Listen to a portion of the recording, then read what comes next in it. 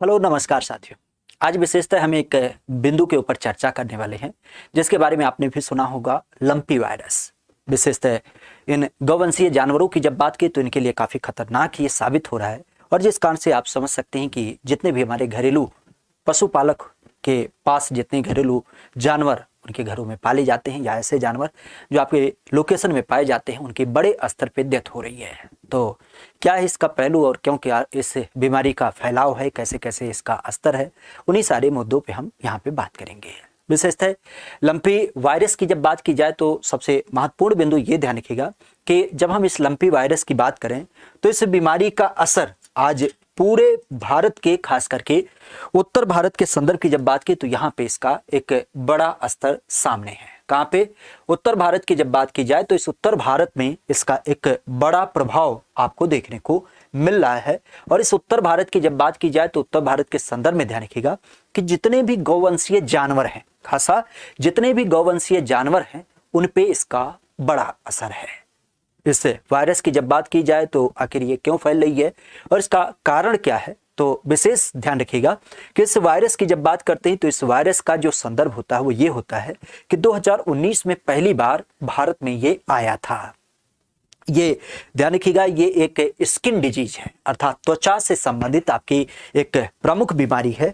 और इस बीमारी में होता क्या है कि जो आपके स्किन होती हैं उन पे गांठें पड़ जाती हैं और उसी गांठे की जब बात की जाए तो ये गांठें इतनी बड़ी हो सकती हैं, इतनी बड़ी हो सकती हैं, मतलब छोटी भी हो सकती हैं, बड़ी भी हो सकती हैं, ढेलेदार टाइप की।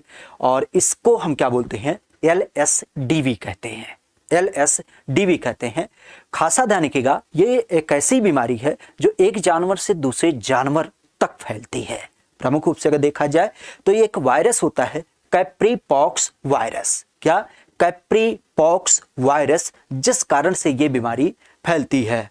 प्रमुख रूप से अगर देखा जाए तो ऐसी मान्यता है कि इस वायरस का तो प्रसार एक जानवर से दूसरे जानवर में होता ही होता है, लेकिन इसकी अगर हम बात करें तो ये बीमारी फैलने का एक कारण ये भी माना जा रहा है कि जो जानवरों को विभिन्न प्रकार के मच्छर खुले में काट लेते हैं उस कारण से भी इस बीमारी का एक प्रसार आपको देखने मिल रहा है।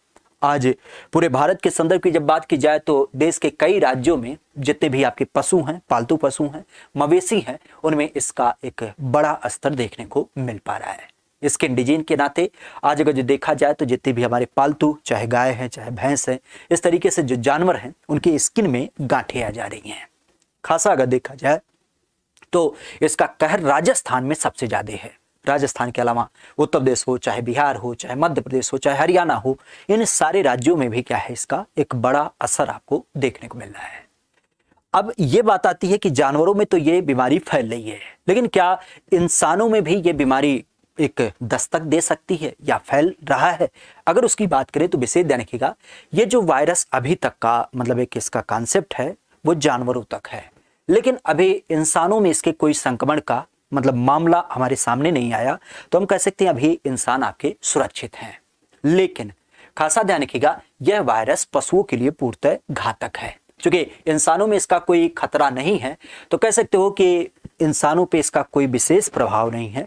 लेकिन हाँ, एक काम हमें जरूर करना चाहिए कि अगर कोई मवेशी इस तरीके से संक्रमित है तो जाहिर सी बात है उससे हमें थोड़ी सी दूरी बना के रखनी चाहिए। अब ऐसा भी नहीं है कि उस मवेशी को हम छोड़ दें, लेकिन उससे थोड़ी सी हमें दूरी बना के रखनी चाहिए, मतलब साफ सफाई पे विशेष ध्यान देना चाहिए।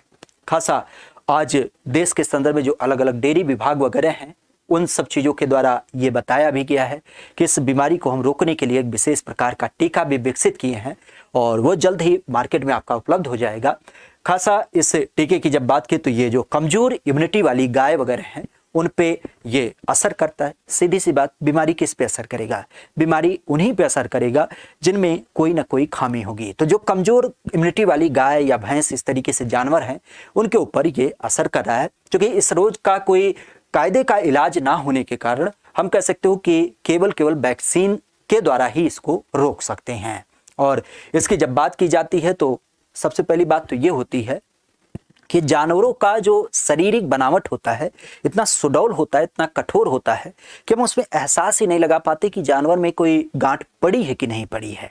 तो एक तरीके से कह सकते हो कि ये शुरुआती दौर में काफी कठिन होता है पता करना इसके शुरुआती लक्षण। अगर जो शुरू में ही हमें पता चल जाए तो हम उसका इलाज समय से ही कर दें, लेकिन शुरू में नहीं पता चलता तो इस कारण से कह सकते हो कि ये जब इसके लक्षण नहीं दिखाई देते तो हम इसमें आयुर्वेद बहुत ज्यादा एक्टिव नहीं लगा सकते हैं। हाँ, अगर जो शुरू में हमें पता चल जाए तो हम आयुर्वेद से भी इसका इलाज कर सकते हैं।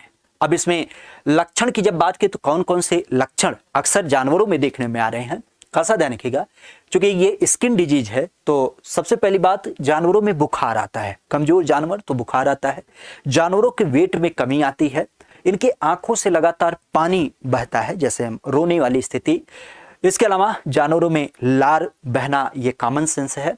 शरीर पे इनके चूंकि गांठ पड़ जाती है और गांठ पड़ने के संदर्भ में आप कह सकते हो कि छोटे छोटे दाने वगैरह भी निकल जाते हैं। साथ ही साथ ये जानवर चूंकि बुखार है तो दूध की उत्पादकता बिल्कुल ना के बराबर हो जाती है, और ये चूंकि बुखार वाली स्थिति में होते हैं तो इनको भूख वगैरह भी ना लगती है। इसके साथ ही साथ एक तरीके से कह सकते हो कि इनका जो शरीर होता है वह दिन प्रतिदिन एक तरीके से और खराब होता चला जाता है। अब अगर जो इसकी बात की जाए तो हम इसे कैसे बच सकते हैं, सीधी सी बात, कोई चीज अगर जो हमारे पास आ गई है तो ऐसा थोड़ी ना कि हम उससे पीछा छुड़ा लें, उससे हम बचने की कोशिश करते हैं, बचाव की बात करते हैं, जैसा कि हमने कोविड काल में देखा ही था। तो अगर इसके बचाव की बात करें, क्या घरेलू तकनीक, क्या घरेलू दवाओं का इस्तेमाल कर सकते हैं जिससे हम इसमें बच सकते हैं। तो विशेष ध्यान रखिएगा सबसे पहली बात कि जो आपके स्वस्थ जानवर हैं और जो लंपी वाले वायरस से ग्रसित जानवर हैं उन दोनों में थोड़ा सा अंतर रखें, क्योंकि ये जानवरों से फैल रहा है तो दोनों के बीच पहली बात अंतर रखें। सबसे महत्वपूर्ण बात कि जानवर जहां पे रहते हैं वहां थोड़ा प्रॉपर साफ सफाई देखें, क्योंकि मच्छर के द्वारा ये फैला है। तो इस तरीके से मच्छर मक्खी जू इन सब चीजों की अगर जो आपकी कोई उपस्थिति वहां पे नजर आती है तो उनको समाप्त करने की कोशिश करें। इवन जब मान लेते हैं इस बीमारी के कारण बहुत सारे पशुओं की डेथ भी हो जा रही है, तो अगर इस कंडीशन में किसी पशु की डेथ हो रही है तो उसे खुला ना छोड़े, क्योंकि आप भी जानते हैं कि जानवर के टच आने पे या मच्छर वगैरह काटने के नाते ये फैल रही है, तो इसका शव खुले में ना छोड़े बल्कि उसका क्या करें, एक तरीके से जमीन में गाड़ वगैरह दें। इसके अलावा विशेष ध्यान रखिएगा क्योंकि जिस लोकेशन में ये फैल रहा है मच्छर वगैरह के कारण और विभिन्न प्रकार के वायरसी रोग है, तो उस लोकेशन में कोशिश करिए कि अगर जो आपके पास कीटाणुनाशक है तो उसका छिड़काव कर दें, ताकि जो छोटे मोटे इस तरीके से बैक्टीरिया वायरस हैं वो अपने आप ही समाप्त हो जाएं। क्योंकि इस वायरस के कारण अधिक मात्रा में पशुओं की डेथ हो रही है, तो इसको भी हमें ध्यान रखना चाहिए कि अगर पशुओं को हम स्वस्थ रख पाएं तो ये हमारी सबसे बड़ी उपलब्धि होगी।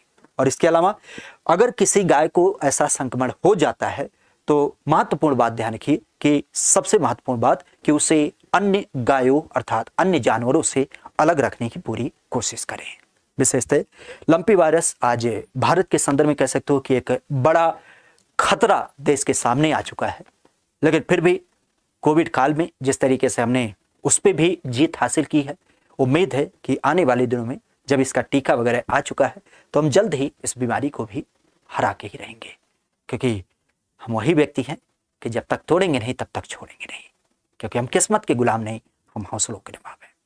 इस स्थिति आज के बिंदु को हम यहीं समाप्त करते हैं। पुनः मुलाकात करेंगे किसी नए मसले का ये नए बिंदु के साथ। आज के लिए इतना ही। Thank you, all the best, bye bye, take care.